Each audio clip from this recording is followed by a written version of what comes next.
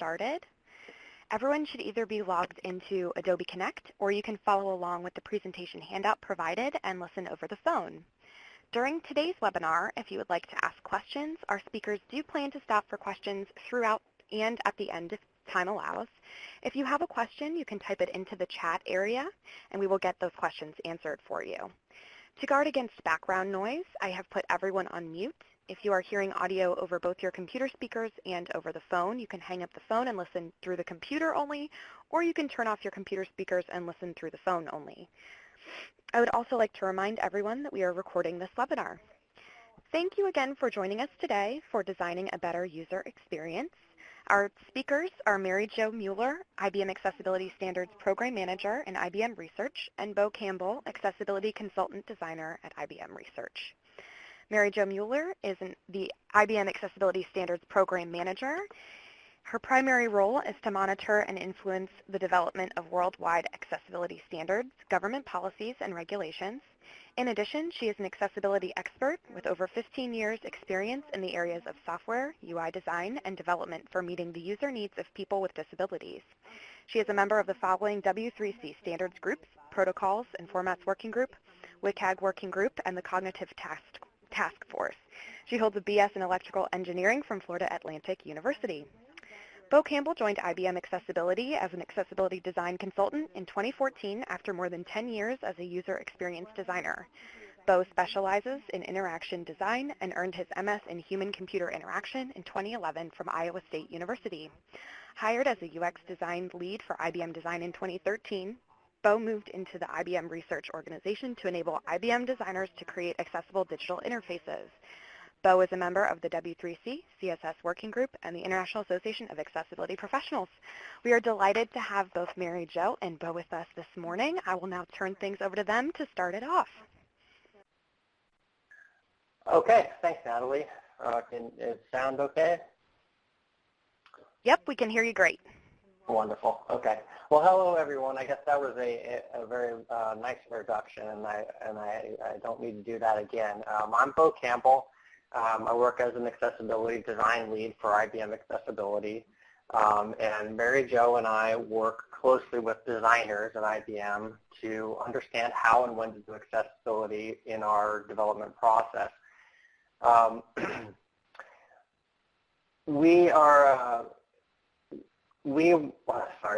Sorry, I'm trying to skip my introduction because that was such a nice introduction, Natalie. We have been training and working with designers at IBM for about 3 years now. Our presentation today is about designing a better user experience for everyone. When we talk about designing for everyone, we use the term inclusive design. It's not just about accessibility or compliance, it's about great experiences for every user in every context. As we talk to designers and developers on a regular basis, we run across unique information that may not be seen in smaller scale operations or when an accessibility agency may be used to do the accessibility for an application or a product. The scale of development at IBM allows us to see patterns of accessibility work that may not surface for others. Today we'll give a bit of background about our design framework, then move into guidance for designing for everyone, as well as some real-world examples that we've come across since presenting to the IAAP last year. We'll finish up with some ideas of what designers should be communicating to their development teams, and then some QA, like Natalie said, if we have some time at the end.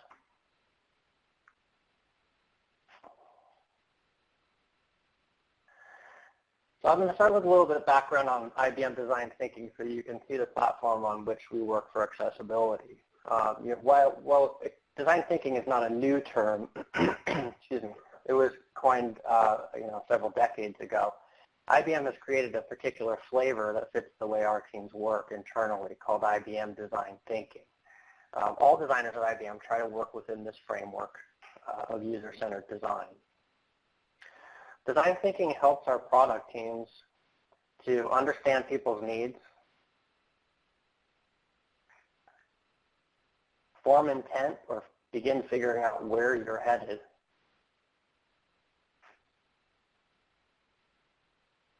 and deliver outcomes at speed and scale.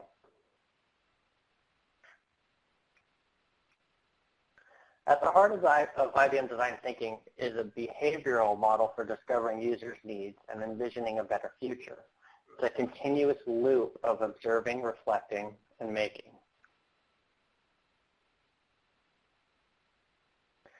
A great outcome is one that fits your user's real-world context. It's exactly what they need, but it's easy to get caught in the fury of your own making and miss critical details about their lived experience.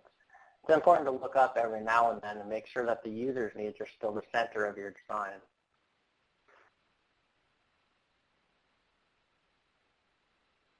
Observing is about immersing yourself in your user's world.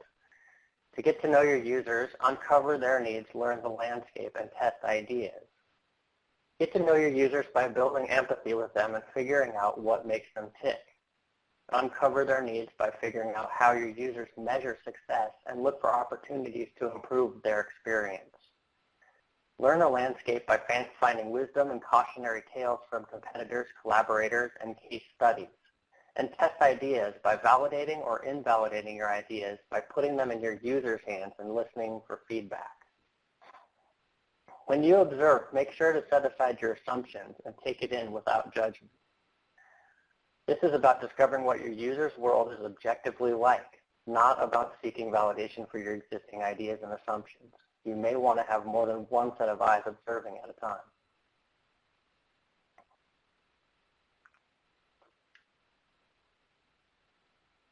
Reflecting is about coming together and converging on a point of view to find common ground, uncover insights, align your team, and plan ahead. Find common ground by getting to know your team members as people, not just coworkers. Understand what you can and can't do as a team. Uncover insights by synthesizing what you all know to find hidden wisdom. Align your team and get everyone on the same page, and plan ahead and decide on your next move. Commit to an idea or take another loop. When you reflect together to stay in sync. Reflecting individually is important, but reflecting as a team is fundamental to great collaboration. One thing that we recommend is that this team includes all members of the team, not just the design team. Bring the development into the design meetings and vice versa. Making is about getting your hands dirty to communicate concepts, explore ideas, prototype possibilities, and drive outcomes. A picture is worth a thousand words. Don't tell people our ideas, show them. Think with your hands. Find out what works and what doesn't. Take advantage of happy accidents. Prototype possibilities and validate your ideas by simulating the experience you want to deliver. And drive outcomes, because the only way to see an outcome is to make it happen. Reflecting individually is important, but reflecting as a team is fundamental to great collaboration.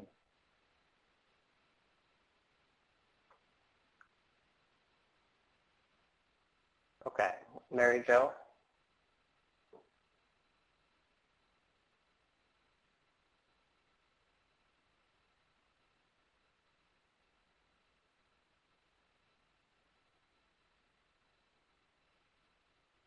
Did we lose Mary Jo?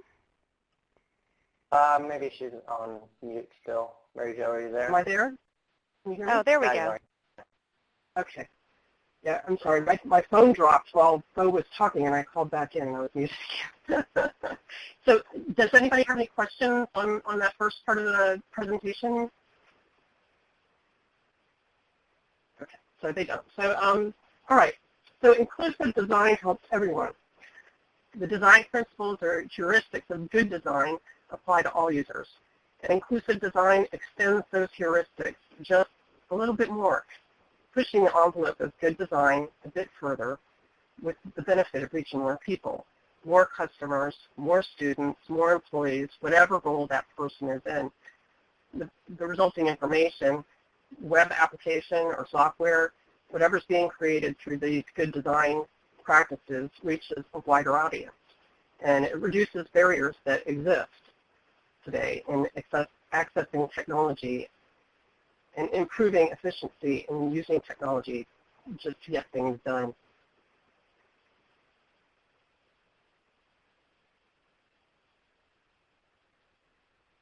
So inclusive design creates a more robust product or website Many solutions for people with disabilities can improve the user experience for the broader population. However, you have to design it in from the start.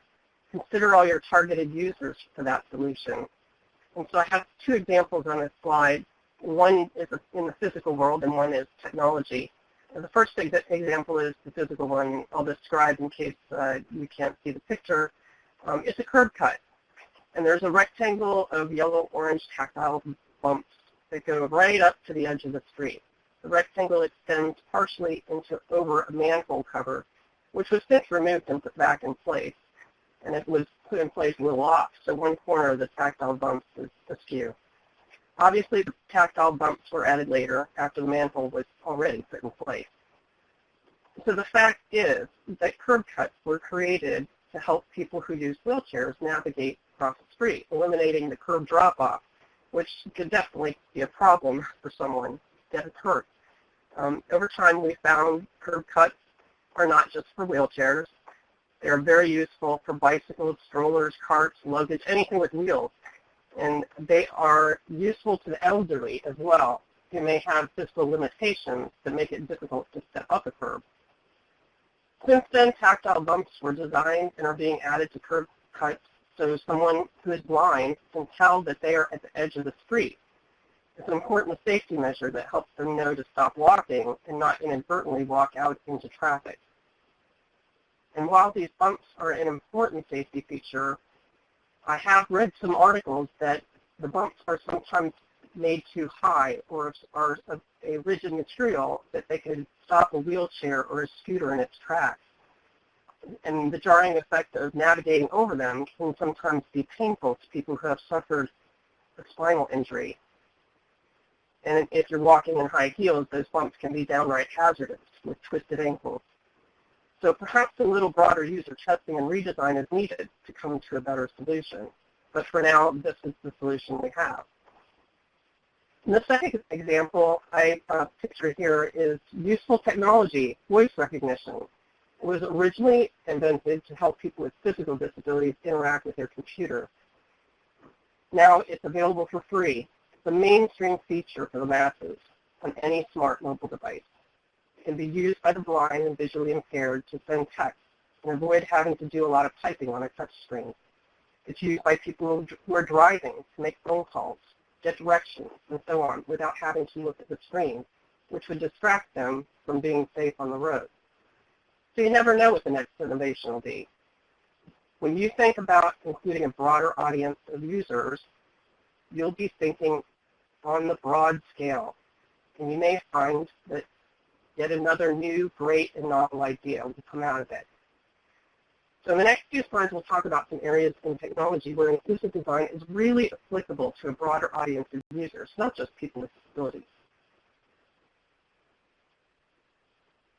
The first is keyboard interaction. Being able to use all the functionality and interactions available via mouse or touch must also be available via keyboard. It's important to users who can't effectively use a mouse or can't use a touch device to perform an action, such as someone who is blind or has a physical disability. However, providing keyboard access also helps people who use the application or device frequently, preventing repetitive stress injuries from using a pointing device too repetitively. An example of someone else who would benefit from keyboard access is a code developer who uses software to develop applications.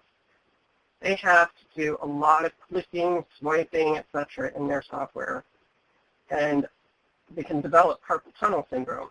Well, keyboard access helps prevent that. You can swap between using a mouse and using a keyboard, and so you change up your actions and save some stress on your wrist.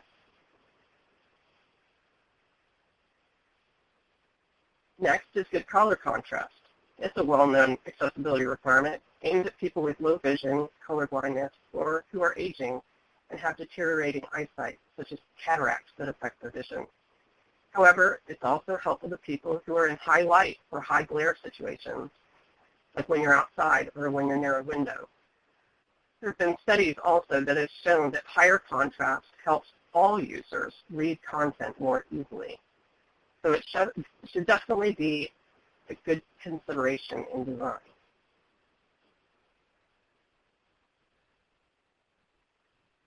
Next slide is talking about labels and images. These are icons that I've seen on various websites. I kind of snapped them all. And they represent a bag or basket when you're doing online shopping. Each of these examples are of varying fidelity, from minimalist line drawings to a more realistic version of a cart. Sometimes I've seen them with labels, and sometimes they don't have one. On this slide, I show them all with one. But sometimes there's only a label if you hover your mouse over the icon, which means it's likely not going to be visible unless you did special programming. It won't be visible when you're using just a keyboard to access it. If your user interface contains simply icons, consider whether or not it can be understood by all users, or if it would be best accompanied by a label. While the visual cue of an icon is helpful in remembering or finding something, some users find that cognitive load of recalling what the purpose of the icon is, and combined with other complicated features in a website can make them abandon using that website to shop. Having a good combination of visible labels with the icon is probably best for being universally understood. The choice of words for a label is important in how you reveal it in the user interface. Choose your words carefully to ensure they're easily understandable. One thing you should be aware of is that there's work being done in the Cognitive Accessibility Task Force of the World Wide Web Consortium, or the W3C. It's one place where personalization of the user interface can be very helpful by allowing the user to customize whether or not they see word labels with the icon, what types of icons they wish to see for common features like shopping carts, or whether they might want additional explanation of the purpose of an icon, can provide access to that wider group of underserved users.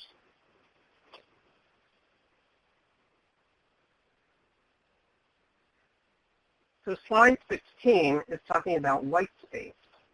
A clean, simple UI is just like this art gallery pictured here. There's beauty in this design, plenty of white space, a lack of clutter. It helps you focus on what is important, whether it's to enjoy art or a new, more focused way to use software. Simplified user interfaces are especially helpful for people with cognitive disabilities who have limited attention span or may have trouble figuring out how to complete a task. It helps them focus on what's important in the application. But you need to keep in mind that white space can be both a benefit and a detriment to some users. Having the right amount of white space can help everyone. Imagine navigating this art gallery while looking through a cardboard tube. You'd be moving from one piece of art to the next and moving nearer and further away from it to view it properly. It would be impossible to see a whole wall of art together as one piece. This is how some users see the digital interface. Too much white space, and a user may not be able to understand the relationships between elements that are shown in the user interface, like labels and objects they are labels for. But if not enough white space is used, it could cause clutter and create confusion about how things are organized. Finding balance is key.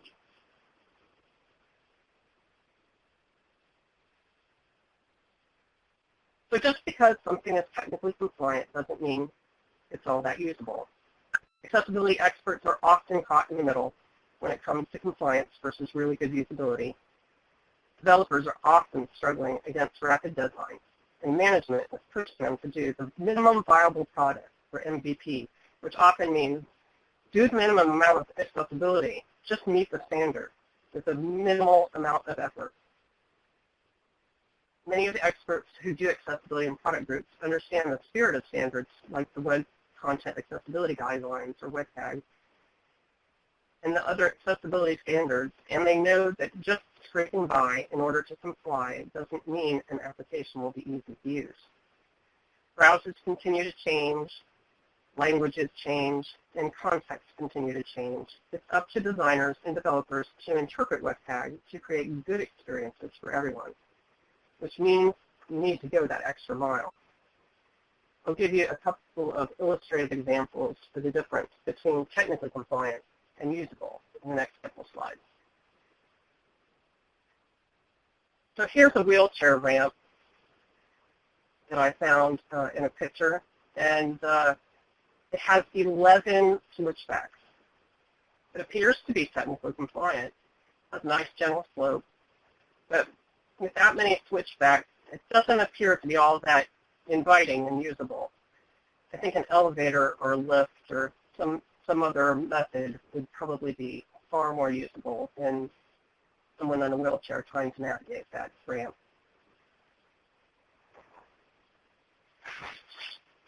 A great example of usability for everyone is the ramp that was created for the Ed Roberts campus for disabilities at Berkeley. Everyone can use that ramp to reach the second floor, and it's quite a beautiful and striking visual feature. In addition to the ramp, they have an elevator nearby. So it's an example where designers went that extra mile, that further bit, more than minimum compliance to create a great experience for everyone. One thing to watch out for, though, is compliance overkill. You can over-interpret standards and take them a little bit too far. WCAG says every field in a form that is required needs to be indicated visually, so the user knows the field must be filled in. It seems like a pretty easy no-brainer, except when you start to consider some different kinds of forms. For instance, what if a form has only one field, like this example dialog? The web dialog in it is considered a form because it's got an entry code, 6 user input. When you select the action to take a snapshot of the organization, you get this dialog whose sole purpose is for you to provide a name for the organization chart you're saving. The only way to accomplish the task as a user is to fill out the name and then select Save. Or you can abandon the action altogether by dismissing the dialog. If you select Save without entering something in the name field, you'll get an error. So some would say it arguably falls into WCAG's success criteria for labels or instructions. And there's a technique which says to indicate required form controls using label or legend. And inside of that, the details of that technique, it says to add either the word required or an asterisk with a legend that says the fields marked with an asterisk are required. So in the second example of that, actually that was shown in the first example of that dialog, it shows that extra information added in there. It adds a lot of clutter. But if the interaction is completely intuitive without any visual marking, should you be required to add the asterisk on the name field and provide a message that the name is required? Or is that really redundant because it's pretty obvious? I'm not a designer by training, but in my gut, it says it really should be up to the user. If the user can easily understand that the field should be filled in to complete the task, then there's no reason to clutter up a screen with all that extra information. Another example of this type of situation is a chat window. Consider the input field in a chat. Does the user need to know that there must be text typed into the window before a message can be sent? Probably not. How do you tell the user? What if the user presses submit? And does nothing happen, or does it send a blank line, or is the submit button disabled until text is entered into the field? You could probably argue that the field is required at that point. So WCAG would say to label it. But the user probably doesn't need this extra information. You end up with a battle between the written requirements and the common sense of design. Unfortunately, when it comes to legality of compliance, there are some who would argue you have to label these types of fields as required.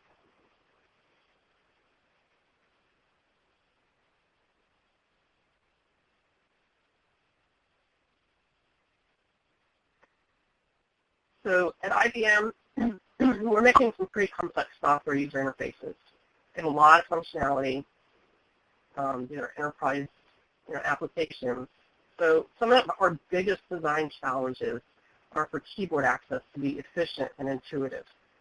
It's especially challenging in web-based applications. You don't have the benefit of built-in interactions of native software. For example, you can't have the user hit the Alt key to go to the menu, or create frames that you can use a standard hotkey to navigate between, because those keys are snapped up by the browser. The browser is the native application, and different browsers have different sets of additional hotkeys that a web application needs to avoid if it's going to be able to work across browsers. So picking hotkeys is a difficult thing. The situation becomes even more complicated when there's a screen reader involved in the mix, because the screen reader has yet another set of keys that it uses. You can technically make the application compliant by providing a tab key access to cycle through every single element in the user interface. But in the case of something like an email web application that I have pictured here, it can be quite a number of tab stops. Not only do you have your inbox list and the email viewing pane, but there are also several actions you can perform on those, as well as actions you can use with your favorite list of people and other actions that are available. There's also calendar actions and things like that, so that it has more than just email in this application. So if you use only tab key navigation, you could easily wind up with over 100 tab stops. And if it was my inbox, I could tab for way longer than that before getting to the actual content of the currently displayed email, or to the action to reply to it. It would be really, really frustrating for me to get my inbox cleared out using only the keyboard. I want to see my new email, go through it quickly, send a response, forward it, file it, discard it. I want it to be really easy for me to send a new email. So for this kind of application, interaction design is expensive for accessibility, and it comes with a lot of various accessibility solutions. So how do we attack a problem like this? We need to do two major things. First, we dissect the user interface and create strategies to make navigation in general more efficient. I'll talk about this first strategy in the next few slides, but in a nutshell, you use WARIA to accomplish a dramatic reduction in the number of tab stops. But second, we need to analyze the user stories for tasks that the user needs to complete, so we can see how many keystrokes it takes to complete the task and determine if there are additional ways to make it more efficient for the user to complete them. So pictured on this slide, I've documented that we've already done step one, and documented the tab flow through the sections of the email that we did as part of that step. It's not entirely easy to see, but the interface is broken up into sections that can be tabbed to.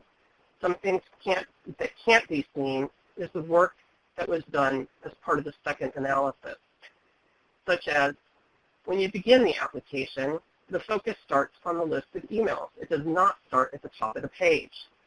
This allows you to get to work on your email right away. There are hotkeys to do many of the more difficult tasks to get to. There are hotkeys to do many of the more difficult tasks to get to. As an example, when viewing an email or when you're at the action toolbar for the menu, you can use a single keystroke, like R to reply or F to forward your email. And the nice thing is that in ARIA 1.1, there will be a new mechanism to document those access keys so they can be programmatically determined and revealed to the user without having to hunt through the documentation to find access keys. Another time saver is when you reply to an email. Focus goes to the text area for you to write the message. And when you forward an email, focus goes initially to the to field. So you can see the focus placement is made in such a way to improve the efficiency of using the application. Within each tab stop, in addition to that, there were decisions about the interactions of what happens on that particular widget. And the whole idea is to make the experience better for keyboard-only users. From experience, I know it's really difficult to make everyone happy but striving for the best experience helps us get closer to making the task more efficient, and work can be done on future releases based on user feedback to make further improvements.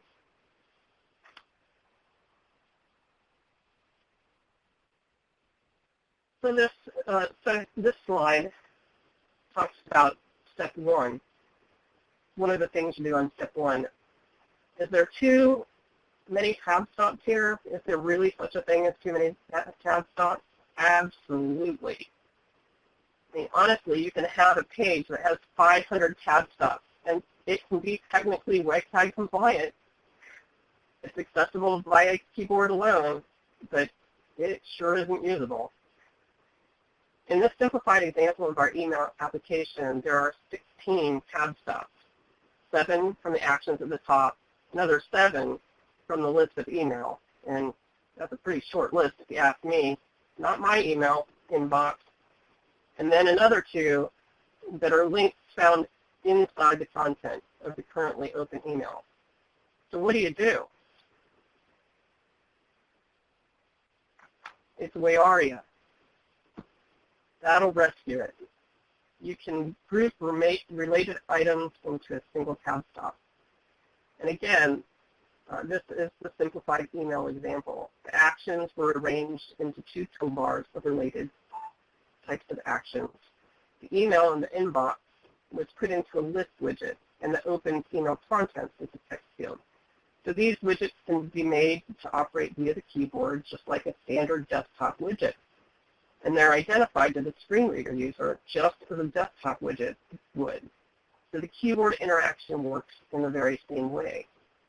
So by doing that, they become very familiar and intuitive to use.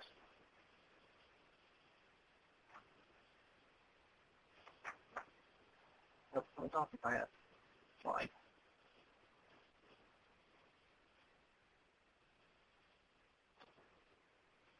All right. WCAG has a requirement that there is the ability to bypass blocks of repeated information. The traditional way to do this is to provide a fixed main link at the top of the page.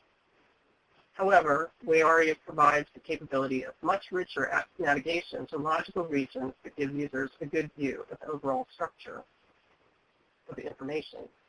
In addition, they have the benefit that you can navigate to any of these regions if a user agent, assistive technology, or a browser add-on is utilized to provide keyboard access to navigate to those regions. The key is to design them in a way that's easy to understand and navigate, but they'll be more of a nuisance than a help. On the IBM webpage, there's a total of 6 regions. A header, which contains a navigation region, and a search region, main, content, and the content info and a footer. So a fairly simple and easy to understand structure. And that's the point. Keep it simple. Now, if you have a mechanism used to navigate to the region, all the better. For better usability, if the mechanism allows you to type M to select the main region, or the main region is always listed first, then with 1 or 2 keystrokes, the user can still easily navigate to the main region, and they can also easily navigate to any of the other regions. So skip to main is kind of an old technology. It's very basic. Wayaria landmarks are really the future.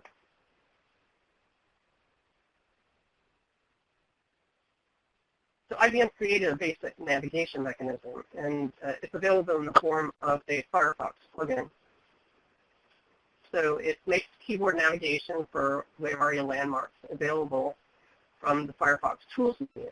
The Postiello Group has published some enhancements to this mechanism, and I've also seen other implementations of other versions of landmark navigation mechanisms. But what this basically shows, though, is how ARIA landmarks combined with a browser add-on of some sort can provide fast, efficient navigation to any of the parts of the web page. So it can actually be a tool for making keyboard navigation much faster. The only issue with the solution that is shown for the Firefox browser is that Firefox recently changed its model for plugins. So the plugin that was available doesn't seem to work on the newer versions of the browser. It shows the kind of the brittle nature of the solution. Dependencies on browser versions makes it problematic to continue to maintain the browser plugin with changes to their strategy of add-ons. The browsers could implement this navigation functionality, and really that would be great. But in the meantime, we're developing a cross-browser solution by refactoring this landmark add-on into a web extension. There's also, I've seen a skip2 script that was created by PayPal, or for PayPal, that can be modified and deployed to applications to provide this landmark navigation. And that script is actually out and available in GitHub.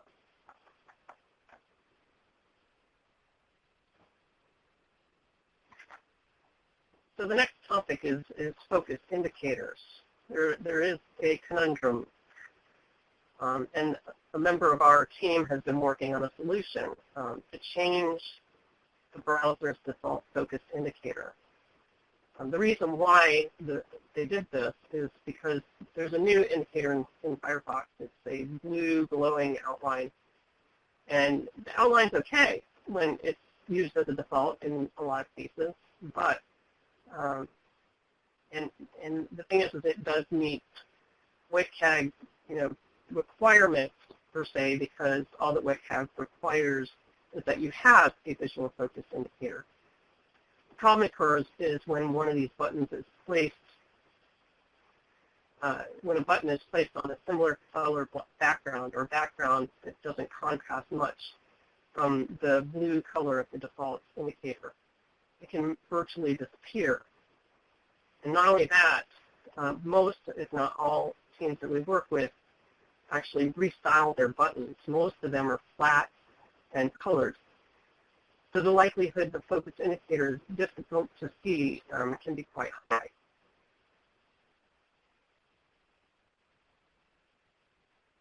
So when buttons are flat and colored, like they are in this picture, the default focus indicator can cause serious issues with the focus state.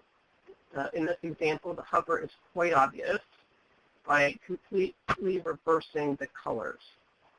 However, the focus indicator is very hard to see on the top example. The blue, it's a dark blue button, and the black focus indicator is really not a very good contrast, kind of tough to see. And if you happen to color your button black, the focus indicator disappears altogether. So Firefox on Mac doesn't use blue glowing outline on customized buttons. So that's the way that they will appear if you're using dark colors on a customized button.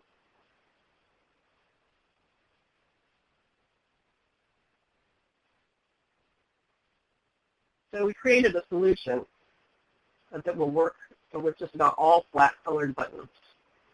So in this slide, we show various types of buttons. We have primary, secondary, and tertiary buttons, which have a little bit of a different visual look. And the primary button, which is normally a filled-in color, somewhat a light blue-green color, the primary button will be darkened for hover, and then adds an opposite colored box around the button label on the inside of the button boundary for focus. So that in this case, it appears to be a white extra box on the focus one. So it's really pretty clear that that's the one with focus. Secondary buttons, the colors reversed for hover. Its normal state is not filled in. It just looks like a drawn rectangle with the text in the middle. And hover reverses the color, so it becomes a dark button. And then the focus state is similar to the primary, where it has the white rectangle, which appears upon the button to show that it has keyboard focus. The tertiary button initially looks like just colored text, and when you hover over it, it underlines, similar to a link. And when it has keyboard focus, that's when we put a drawn box around it. And so you can see that this provides a improved user experience for these customized buttons.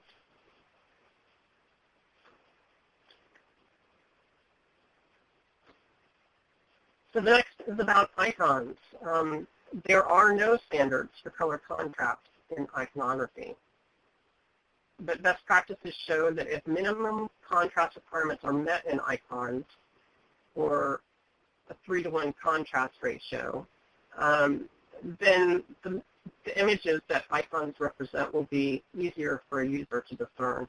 I've shown some examples here, and obviously the two on top don't provide sufficient contrast between the icon's picture and the background, so you can't see the cloud or the bee all that easily because of the color contrast.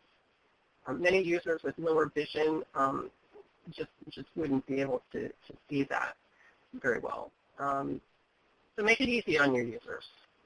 Increase that contrast. Otherwise, they can miss functions in the user interface altogether. I've often missed seeing those new hamburger icons, the ones with the horizontal lines. And when that's the main way to get to a menu of functions, I think you want to make it pretty visible to the user so that they don't miss out on functionality in your application. So I'll leave you with a design thought when you're working on icons in the user interface. When you think about usability and readability versus visual pleasure, again, you need to find just that right kind of balance. A 3-to-1 contrast ratio isn't really that hard to do.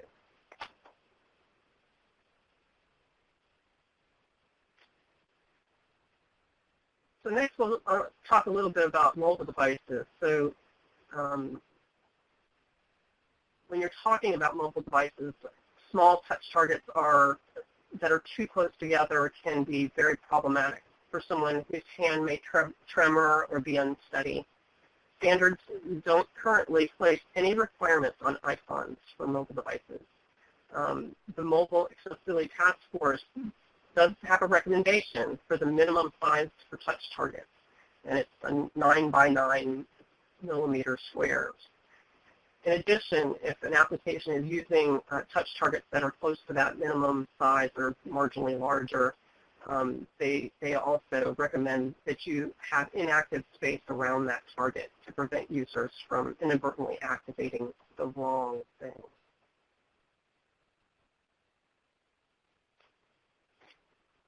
So headings are a great way to show the overall hierarchy of information in the web user interface design.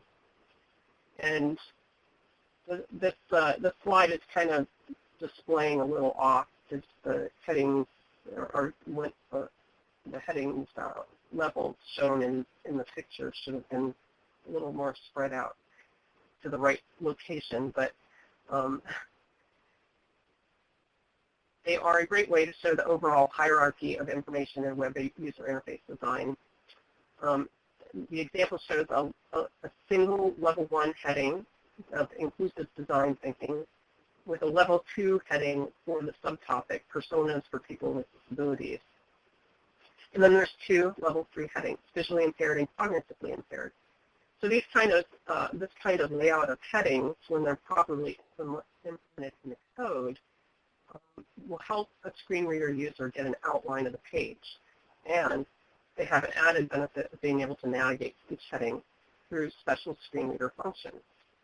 A word of caution is not to use headings, actual heading code, to get the visual styling for that heading level. If it isn't really a heading, you don't want to structurally mark it up as a heading. Use your CSS.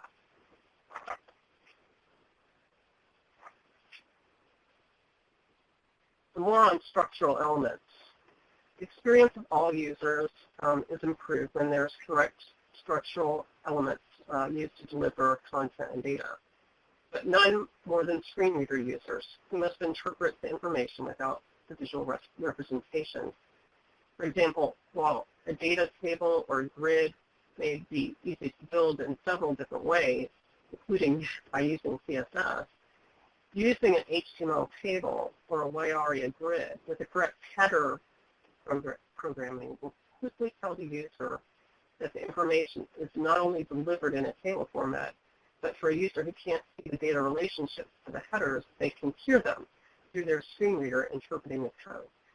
So here's a little bit of guidance when it comes to these structural elements. So any tables with a complex structure, like a table with multiple levels or row or column pairs, need a description. That will indicate the overall layout of the table and kind of just describe how it's organized. Table and row header labels should be clearly and distinctly written to describe the type of information that's contained in the data cells. It gives someone who can't see the table headers the correct context for the cells when they are programmed. If a table is interactive or has a lot of links or user input elements in the cells, it should likely be a grid. And the benefit of a grid as well is to allow arrow key navigation throughout those cells. So then the grid becomes a single tab stop. So once again, it links back to that keyboard access. So lists, you want to make sure that the list structural element is used correctly.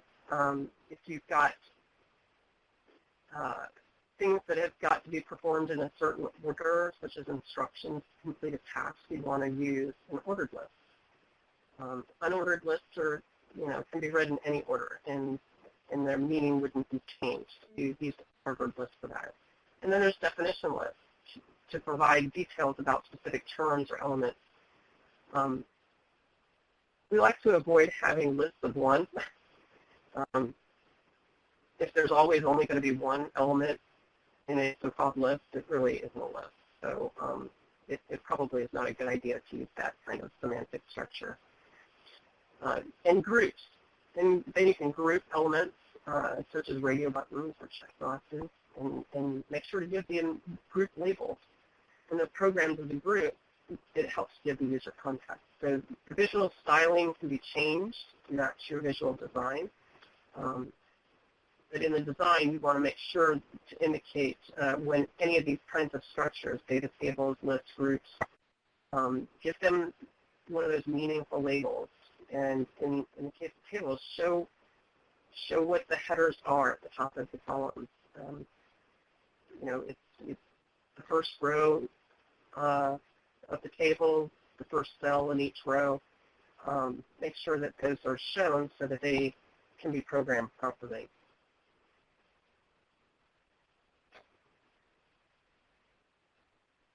And then comes typography. It's another area that isn't really addressed by accessibility standards. Designers are free to choose whatever typeface they wish and whatever weight of the type they wish. And sometimes they need to take measures to adjust, they want to take measures to adjust the kerning or leading and distance between the characters and lines for certain effects. But you need to be aware that those choices can have a very negative effect on the readability of the content, especially for people with dyslexia or who have low vision. Very lightweight fonts can be difficult to read, especially when they're small in size as well and have a marginally acceptable color contrast. And we had a recent conversation in the Cognitive Accessibility Task Force, and that was about the fact that blocks of text in all capitals are much more difficult for people with dyslexia to read. So that should also be a consideration as part of the visual design. And one last thing about typography before I turn it back to Bo, or actually I'll open it up for questions. Is that you should be aware that in some typefaces, a lowercase l and uppercase I are not distinguishable. So, you may want to consider that when you're choosing your typeface. You don't want readers to be confused by the content because they can't distinguish the letters. All right, so I'll open it up for any questions on this part.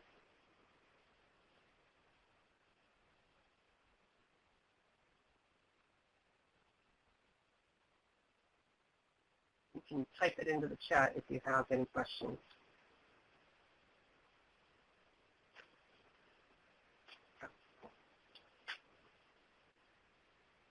One thing while those questions are coming through that I wanted to mention, and kind of leading into the next section, is that the button focus indicator it brings up a very good example of working in the spirit of WCAG compliance versus just trying to be compliant. And we run into, on teams, we often run into people that are on the accessibility. They may be accessibility experts or consultants, designers or front-end developers who are very passionate about accessibility, and they are constantly working with these kind of vagaries in the wording for compliance. If something has to be obvious, then what does that mean specifically? If a button color needs to be, how much contrast do you put on a button color? And if you have to put that contrast on the text on the button, then you run into this three-color combination of color contrast that's very difficult to work with. And so we often have to mediate discussions between developers and designers about, or it could be possibly a product manager who's trying to push on it and say, well, this is good enough, or what's the actual ruling on this?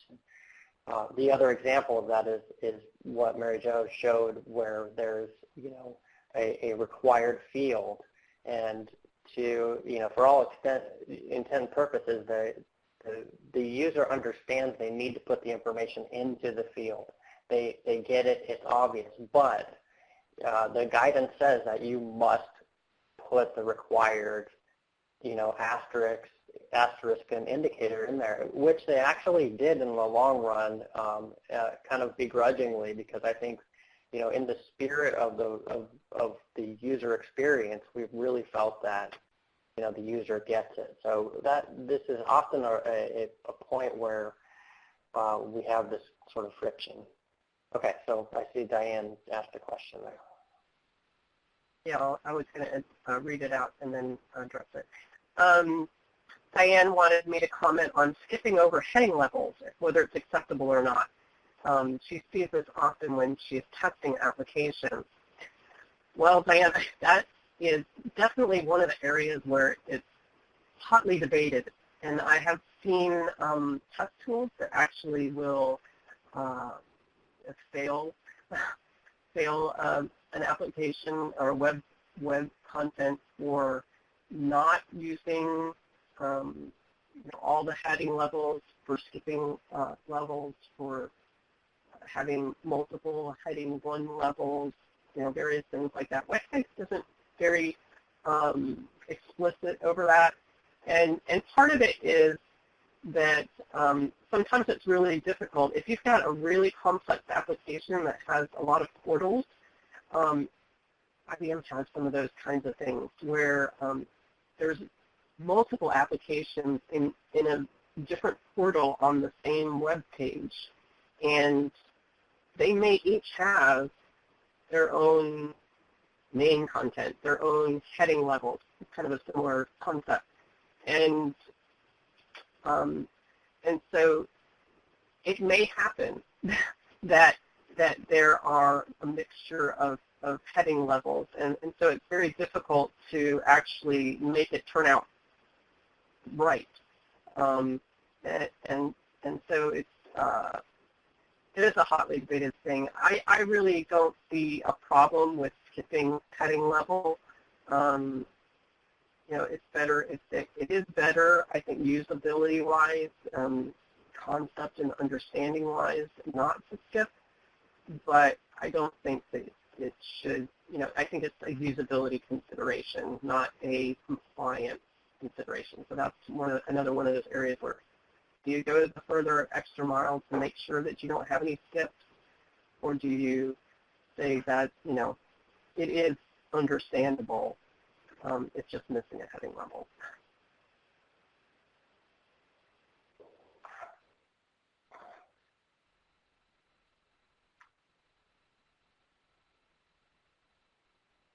Does anybody else have any questions?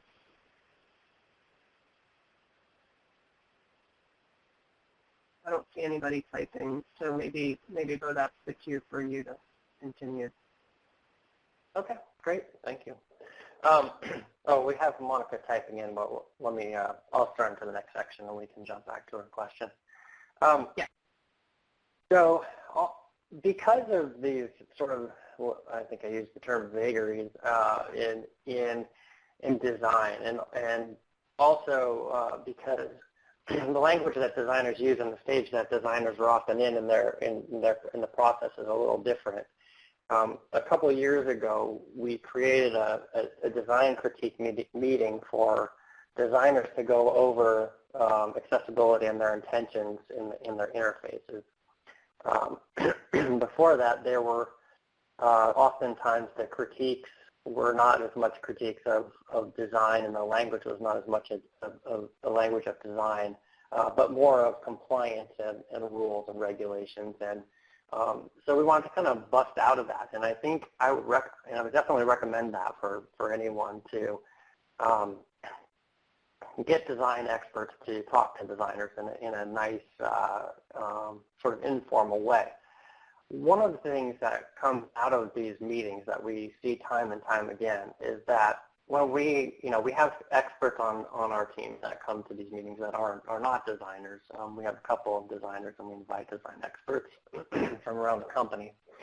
One of the things that we find is that as we systematically go through their designs and try to understand what they're trying to do, you'll often see that complex designs, complex functionalities, widgets that are being created are too complicated and trying to sort of reinvent the wheel, so to speak.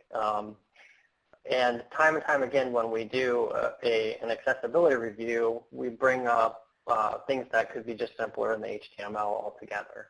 You might see, one of the examples that I have in here is that you might see an accordion control that just works as an accordion, but a development team may recode it from the ground up so that it's not actually an accordion, even though it looks like it. So we'll come to that, and I'll actually show that in a second.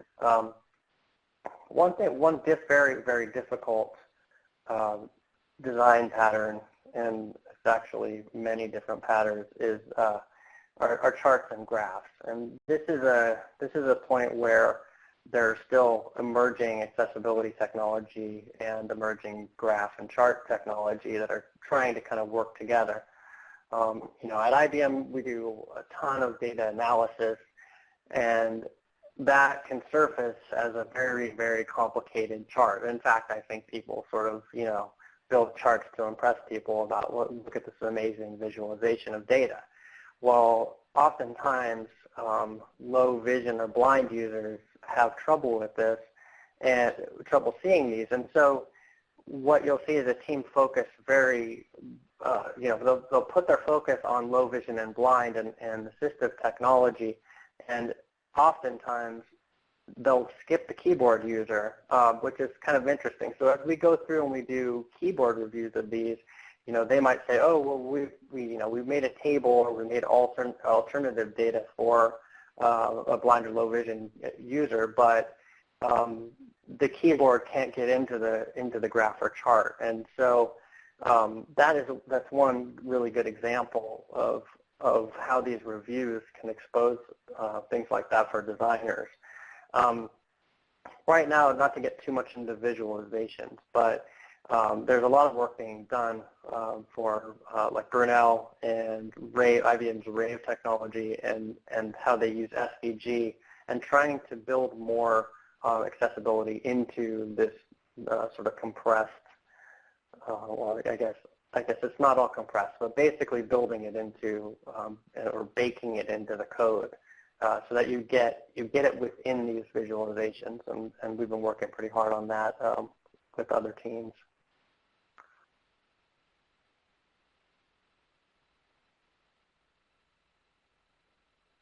I'm reading Monica's other question or a statement. It looks like,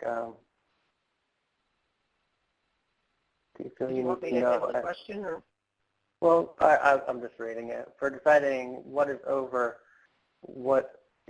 compliance and what isn't, how much understanding of WCAG do you need to feel you need to know as a designer to really make informed decisions?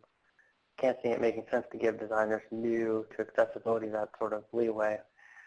Right. Yeah, that's an interesting question. I think that we're trying to inform the designers, you know, and the interesting thing about most of our designers is, for the most part, designers want to make things, you know, they work with the spirit of WCAG in the sense that they want to make everything highly usable and make a great experience for everyone. We don't have a lot of problems with designers that are like saying to us, you know, hey, it's compliant, you know, get off my back. That's pretty rare. Most of the time, they like the challenge of trying to make things as usable as possible and not overly compliant. Can I add on to that? Yeah, sure. Yeah. When we've been teaching designers, we actually don't even show them WCAG. We tell them that it exists, but we kind of pick out the points that are really the problems we're trying to solve, not just these are the requirements you have to meet, right? So I think that gives them a kind of a broader view of how to design. I mean, yes, you've got to meet your contrast requirements, so they do know, you know, what the text contrast requirements are. That's one of the WCAG things. But we don't like go through step by step through all of WCAG and teach them all of that. We just say, you know, we have users that use the keyboard only. So you need to design a way for, you know, the user interface to be fast and efficient for them to get their job done, because they're competing in their job with people who are using a mouse. So you want to make it the experience as good for them as it is for someone who's using a pointing device or a touch device. Right, that's a good point, Mary Jo, and I think that's very important. That's an important point, and what we've run into, and you know, the scale of IBM's design growth has been probably unprecedented in the last 3 years, going from, you know, I think hiring 1,000 designers over 3 years or something like that. And what we, you know, tend to see is that designers, when they look at really technical information or checklists and, you know, try to read the W3C guidance and stuff, they get pretty turned off by it. And so you know, in my role as a designer, I've been doing my very best to understand what is kind of the easiest way for designers to do accessibility. Can we give them tools? Can we give them the light guidance to get them to that point without having them sort of dig through compliance things? But oftentimes, you know, our discussions do get to that. We will get to the point where they say, what color does the button need to be? And we say, well, you know, let's drill down and see what you know, really what's the legality of it, which is unfortunate, but it, you know, it's there. So this next example is a team brought. This is a recreation of the actual control, but I drew it very, very similar to what was brought to us.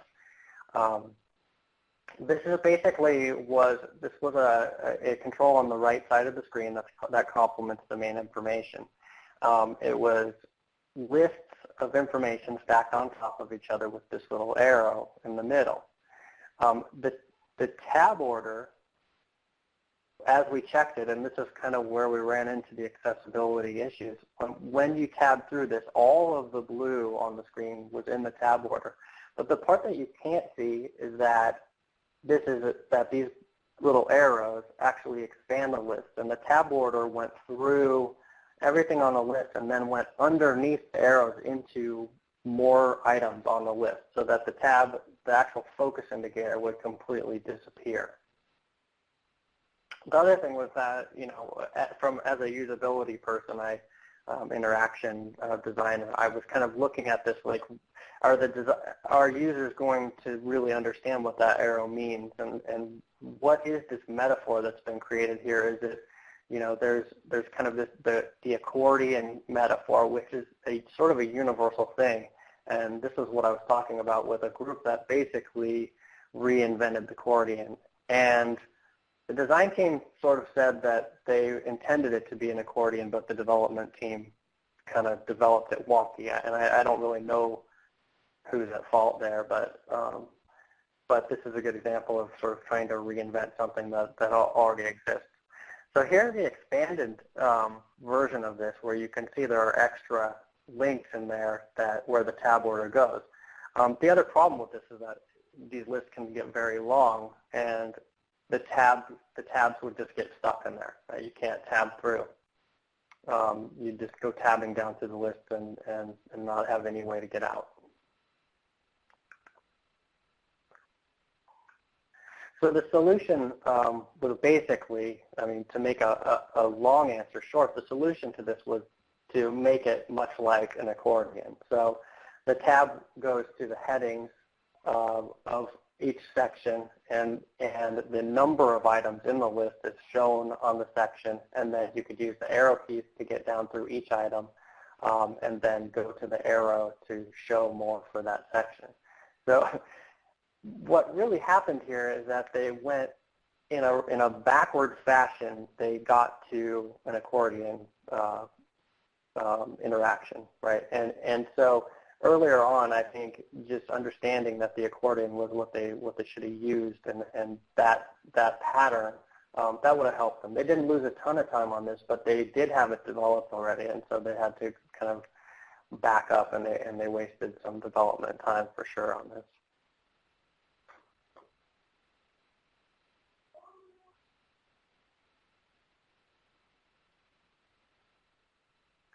So web application and website design, it continues to evolve along with the technology, but not always in the best ways. Certain design choices can be more aesthetically pleasing or cool looking, but that doesn't make them more usable. And in fact, certain trends have taken a step backward for usability, including transparent images with parallax layouts. Flat design is a huge one. Removal of certain affordances, that's also flat design does that too, and long one-page designs that often include parallax.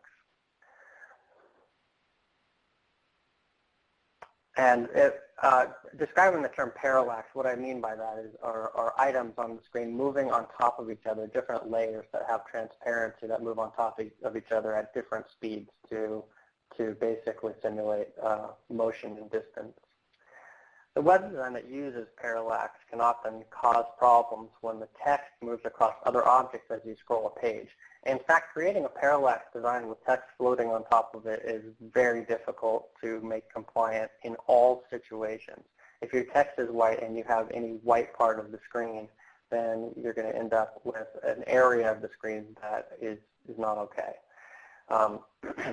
This example was a video background where the text is moving on top of it, and as you can see, the G and the I and some of the letters completely disappear in the window. Now, when it moves to the left, yeah, sure, that's fine, but it's really hard to test these situations, so it's something that you need to look out for.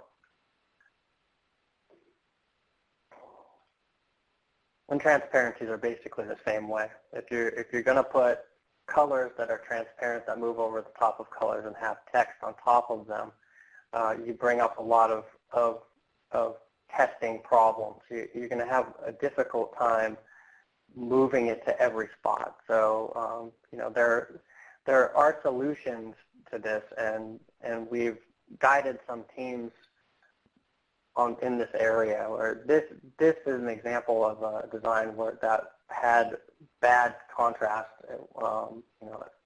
inaccessible contrast for the text.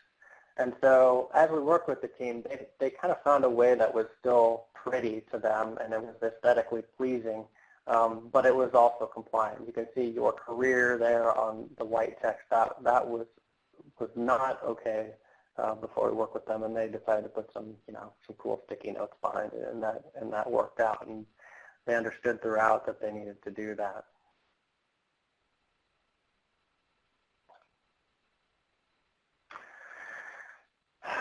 So there's an interesting video out there that actually was brought to my attention recently, and I hadn't seen it. It's not new, so maybe some of you have seen it. It basically, I can't prove the validity of it, but it looks good. It's a man that is trying to use Google, and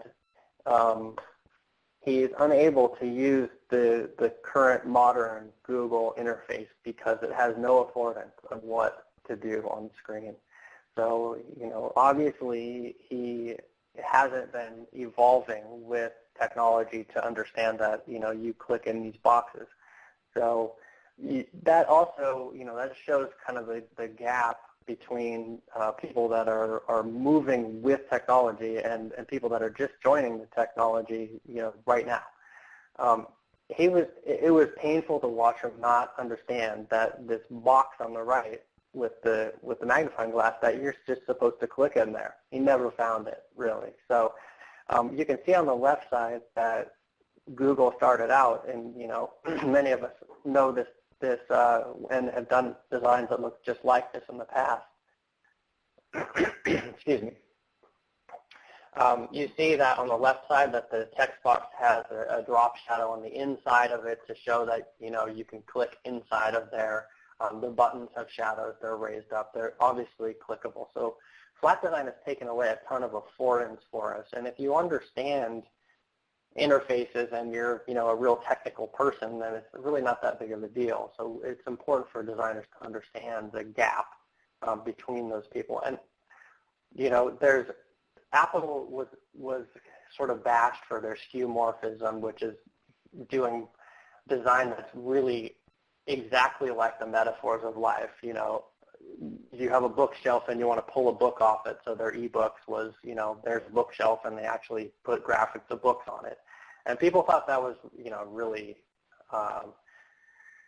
simplistic, I guess, and not very creative. The problem is the backlash led to flat designs that have no affordance. So the metaphors are being lost completely. And I am seeing a bounce back right now of some of the three-dimensional stuff. And Netflix new icon, I realized that it has some 3D depth. So that was, I think we're going to bounce back to affordable yet cool and flat, maybe, if that will work. Okay. Ileana, I see a question on here. Pop-ups that appear so often on commercial sites.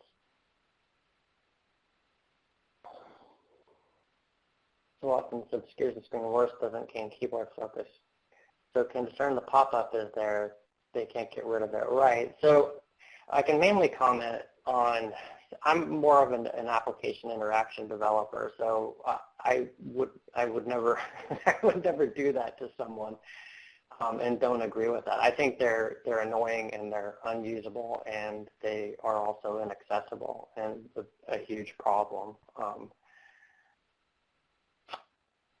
When we work with dialog boxes, we obviously want the focus to go into them and the user to understand that the dialogue has come up, and then the dialog boxes need to be also have the elements necessary to make them usable too. I don't know if that answers your question, but does that make sense? I guess I'm mainly saying they're awful.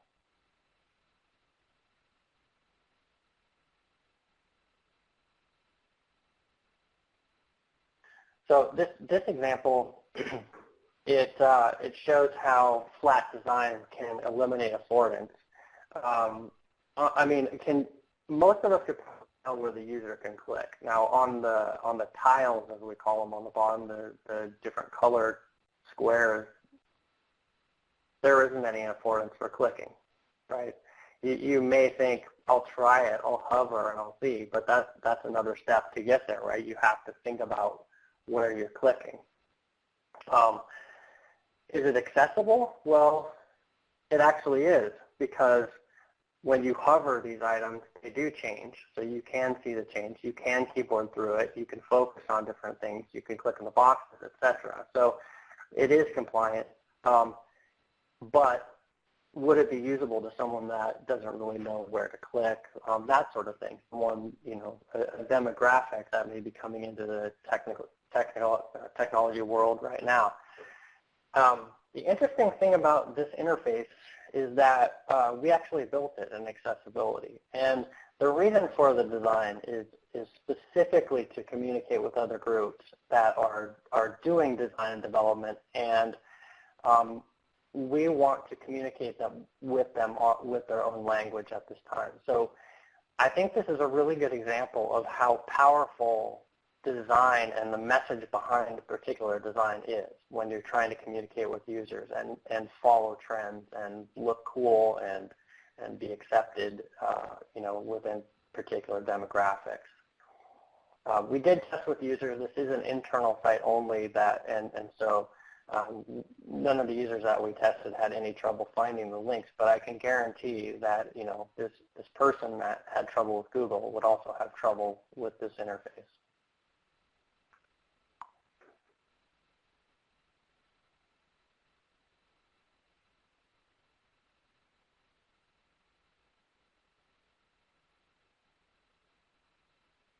Okay, so the last section I'd like to get into, this is an area where we have been working, I've been working specifically in this area for trying to understand tooling for designers, and I like to share some of the things that I've figured out about this meshing point between designers and developers, and what sort of needs to be communicated between them. Some of us have worked in the waterfall world before, where giant specs were created and then they were delivered to development teams, and then if they had to make a change, you had to change the spec. And hopefully most of us have moved past that, and we're now into sort of more collaborative, agile type of setups,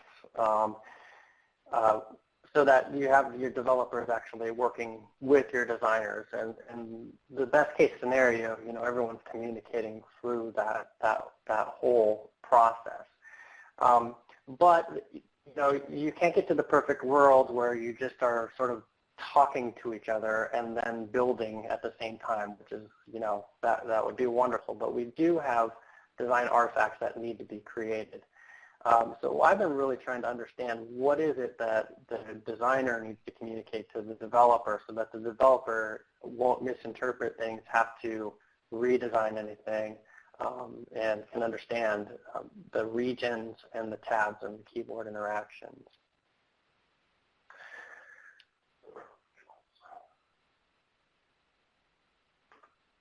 So the first and top level is this where are you region spec. And this is something that is fairly new for designers to understand.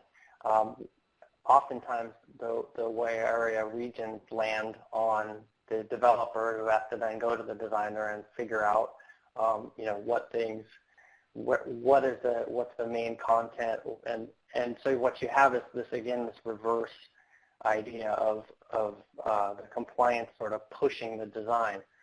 And so what we're asking designers to do is to map out their regions, understand what the regions are, and map them out for the developers so that it's very easy to create these regions for the assistive technologies.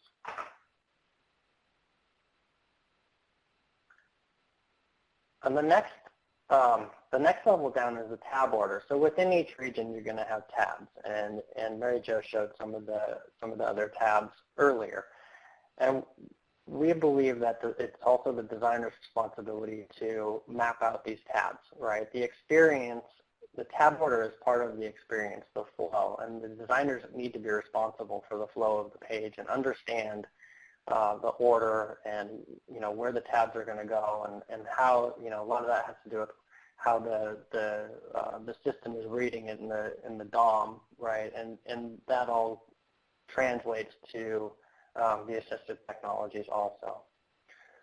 So here we show the tab order and the region of the focus. So this spec would show where your tab would go in the focus and where that would go to. And then the last, but this actually is not the least, we want to create a keyboard spec, right? So within each tab order, there's an interaction that's going to be happening. And once the tab hits there, that may be it. That might be the widget, or that might be the element, an HTML element that you can use, and it might be easy, like a button. But it also might be a complex interaction, like a mega menu. And so we looked at how designers are trying to communicate this information to their developers, and one of the best ways that we found, one of the most effective ways that was being used was just a table on the side that shows exactly what's happening with the keys for these particular interactions. I was more of the impression that, you know, a big diagram with keys and arrows and stuff on the page would be more effective, but we found that as long as the teams are communicating well, it's pretty easy to just use a table. And so there are some other things that also come with the spec that are a little more rhetorical, and I guess unfortunately they're more rhetorical for me, and I haven't been working in that area as much. But there are other specs such as things that would be in the style guide, color contrast ratios, you know, some of the more designy aspects of colors and visuals too that we expect in the specifications.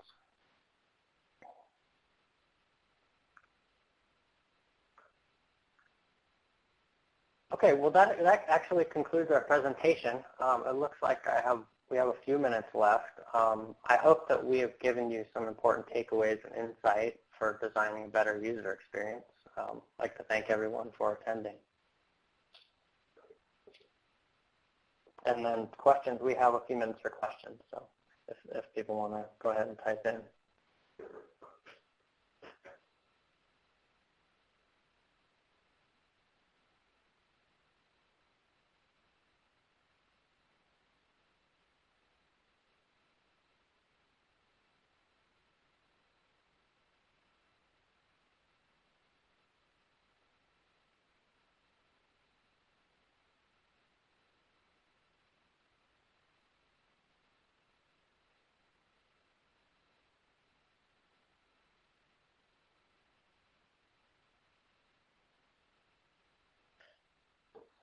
Ileana is asking if there's a resource to share with designers that gives them an easy color contrast list or suggestions. So I think there are a lot of resources out there for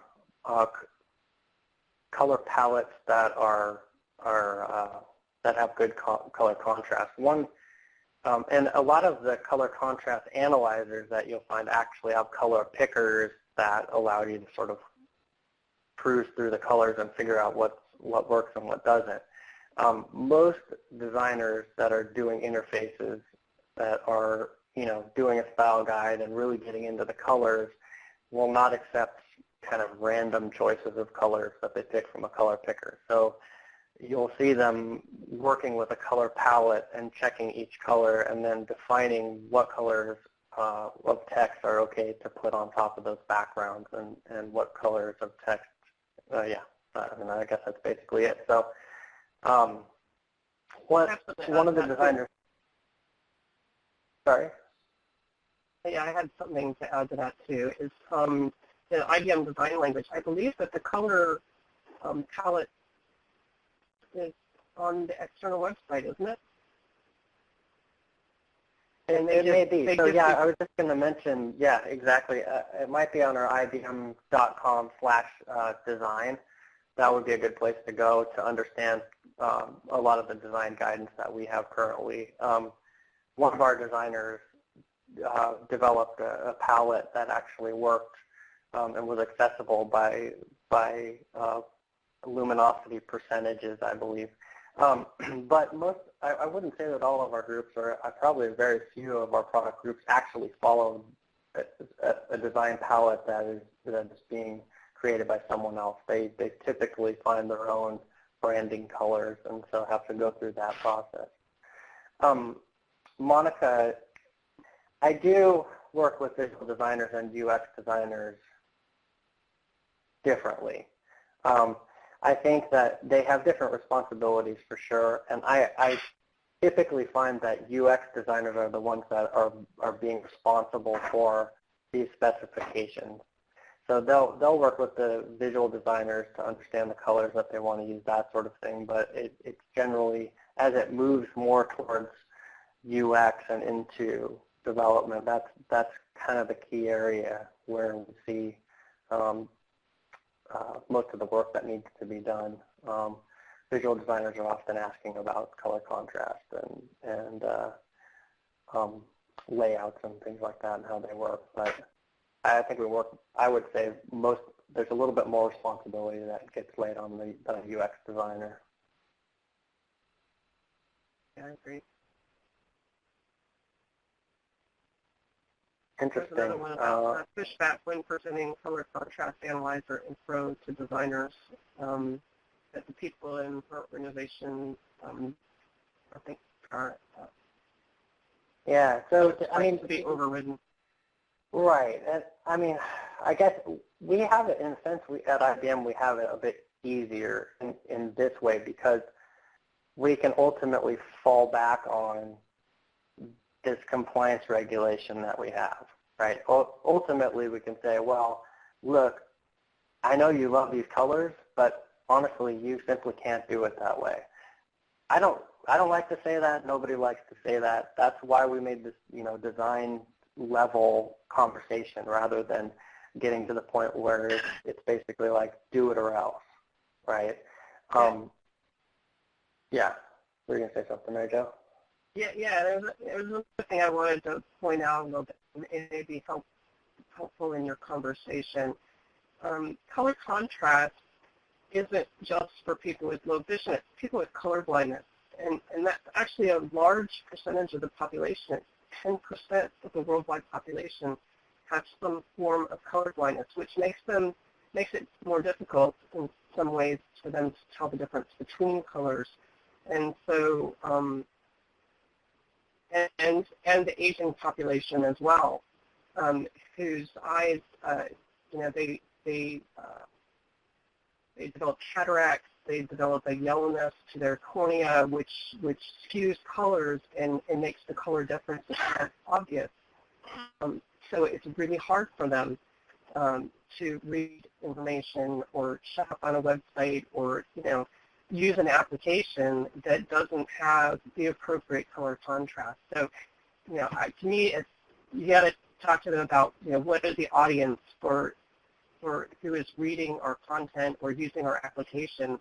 And if it includes, a broad population, then it is a very important consideration in design. Yeah, I agree. And I also think that it's going to look more and more irresponsible as people continue to create websites that are obviously not usable by everyone. And I love the trend right now. I think it's continuing, and I think more people are looking at sites that way, and especially with the aging population these days, right? I mean, the population is just growing, and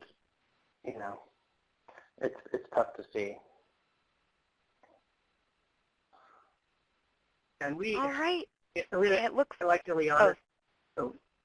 Go ahead, Mary Jo. I like Ileana's comment that their customer company complained and then it finally got changed. And that's what we don't like to see. It's very costly to go and change it after the fact. After it's been rolled out to the customer, it's very costly to roll out these changes. So do it from the beginning and you're not fixing stuff and it doesn't cost you extra money to fix it later. Great. Well, thanks, everyone. We do need to wrap up. I just want to thank Mary Jo and Bo for their wonderful webinar today, and I want to thank TCS Interpreting for providing the closed captioning. Thank you so much for joining us. Just a few system items. Here are the next of our upcoming webinars. Please feel free to take our webinar feedback survey. To exit out of this meeting, just simply click the X at the top and hang up the phone. Thank you so much, everyone. Thanks, everyone.